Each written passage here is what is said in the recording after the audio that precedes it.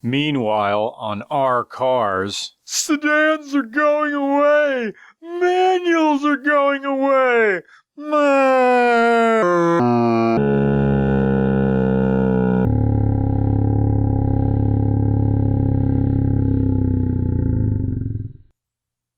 There's one right here. Hi, I'm your dad. Here's a car.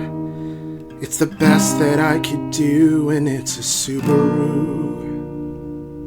2019 Subaru Impreza GK 5MT. Remember when Toyota handed out their Corolla hatch to influencers and made them pull O faces? Oh my god, it's a stick shift! Sporty, sporty, sporty, subscribe, self-suck! Well, here's a 3-pedal modern car that's never been advertised. The 2019 or 5th generation Impreza is a return to form for Subaru. Typically, engines increase in displacement, horsepower, and fuel consumption as a vehicle moves up through the generations. Look, Helen, numbers are getting bigger. Bigger numbers, bigger improvement. Subaru went the other way and finally broke up with the EJ25. Oh, EJ25.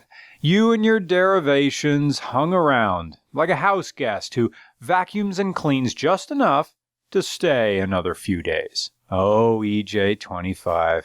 You blow head gaskets, but you blow them slowly, so we put up with you. Your maintenance was just expensive enough to make us angry blog, but predictable enough to schedule the maintenance. Your unequal growl was endearing, but your spark plug access was asinine. EJ25, the OU of engines. But old EJ is gone. Say hello to the FB20D. Supposedly, no more head gasket issues. Double overhead cams instead of singles. Direct gasoline injection instead of port fuel injection. A cam chain instead of a cam belt. Electric power steering instead of parasitic hydraulic steering. But power is down. Down from 172 horsepower, as evidenced in the 2nd generation Forester, which is really just a jacked up Impreza, to 152 horsepower here. But I'm fine with 14 less horsepower because the FB20 invokes nostalgic 1990s memories of the EJ22. The EJ22 was the 2.2 liter little brother of the EJ25, which was 2.5 liters. Now, I called the EJ22 the donkey show of Subaru's engine lineup in the 90s because it was stubborn and only weirdos liked this thing. But the EJ22 didn't blow head gaskets, and it wanted to run. It tried. It revved happy and wanted to work, even though it only hovered around between 130 and 142 horsepower in naturally aspirated applications. The EJ22 was likely the engine you had if you had a beater Subi in the 1990s. And in a Portlandia way, the dream of the 90s is alive here in the 2019 manual Impreza. Because you can rev it high, you can shift sloppy, and because you can rev a base model Subaru high again like you used to. Because the EJ25, I don't really rev this car past 4,000 RPM. There's nothing the EJ25 is going to do. But the FB20 does want to be revved. You can shift sloppy and think about the time you hung 2 wheels off an off-ramp racing home from Rita's Italian Ice before your license turned into a pumpkin. Or the time you drove past your principal's house and Paul Mengel hung his pimply ass out the window. Or you can go to a snowed-over parking lot, come to a complete stop,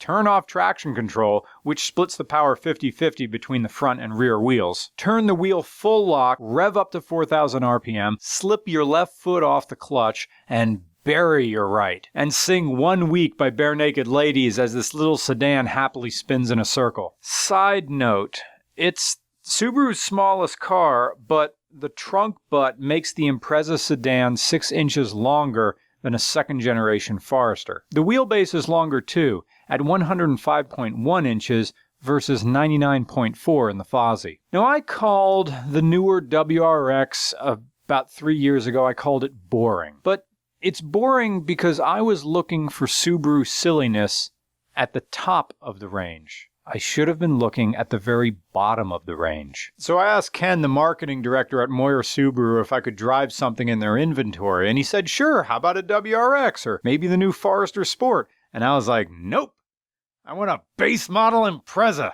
No options with a manual. This little dream of the 90s car gets warped though, because I'm going to be 38 this summer, and I'm looking around this base model car and I'm going, power windows, a rear camera, cruise control, upholstery on the doors, phone stuff, a center console. I could plug in my day. All you got in a base model was windy windows and a clockwork ass tickler. Also, the pillarless doors are gone. I think I'm going to kind of miss that, but one thing I'm not going to miss is that whistling noise that all Subaru doors make after they get 10 years old. 2019 Subaru Impreza, the official car of a person with enough disposable income to gild comments on Reddit, but the financial prudence to just upvote and move on. All this stuff and all the other tech nonsense just makes me feel old because it's all standard now. Like the Apple CarPlay and the Starlink system. I remember when you could buy a new car for 12 grand, you could buy a used car for 10 grand. Nowadays, base model cars are like $20,000. And someone's going to buy a base model manual Impreza and try to dump money into it, turning it into a WRX. But that's going to be wasted effort. You see, this was designed just to be an Impreza, no matter how much money you wanted to vomit in the engine bay. If you just want more Subaru, just buy a damn STI. This is very much the sensible car that Amy gets on her 18th birthday after being accepted to Lehigh. This car isn't for Rebecca, who now goes by Ray Ray Sparkle. She's the black sheep who flunked out of her safety school to shill tummy tea on Instagram in a post where she shows 1 centimeter of underboob. The Impreza is for the kid you actually want to protect. Because Subaru has gone full-on safety now with their brand protecting your kid. It speaks to the worrisome parent who views cars as appliances, and they want to get the best one they can for their kid who's going to go from one end of the country to the other without incident, because the kid had to pick a school 3 time zones away. But deep down here, buried at the bottom of Subaru's range, is the real gem. There is some rev hang going on here, but if you prepare for it, you can shift. I get this is what they're going for with rev hang now, even though I really miss manual throttle bodies. The idea is when you're shifting manually fast, it's supposed to give someone who really isn't that in tune with double clutching that extra bit of fuel just to slip in between gears. At least that's what I'm trying to tell myself here. With the traction control on, this thing will understeer and push like crazy, but I'm so happy that some Subaru weirdness remains, because going back to this traction control button, when you turn it off, it's off. The computer will modulate your throttle, but you're still on your own, pal. And the grand possibility of no longer having to worry about the big old Subaru maintenance that you have to do every 100,000 miles, timing belt, water pump, head gaskets, if that truly went away, I think maybe in 20 years, this little guy is going to be a modern classic, this turning point for Subaru. When we finally recapture the tiny engines, it's not quite Honda, and it's not going to growl now because the headers are equal length. Although if you get it way up to 5,000 RPM, there's a little roar going on with the engine. It's so devilishly cute. The funny thing is, someone's going to end up with this car. This wasn't a press car. Probably by the time this video went up, somebody has bought this little red one. I wonder if Forester suspensions still swap onto Imprezas. Imagine this thing as a safari car. You said the base is perfect, here's the keys, and then you disappeared. You thought the car alone would make me glad, but all the things I didn't know could fill a book the size of Rome, like how it even feels to have a dad. So come back, it really would be nice to have you back.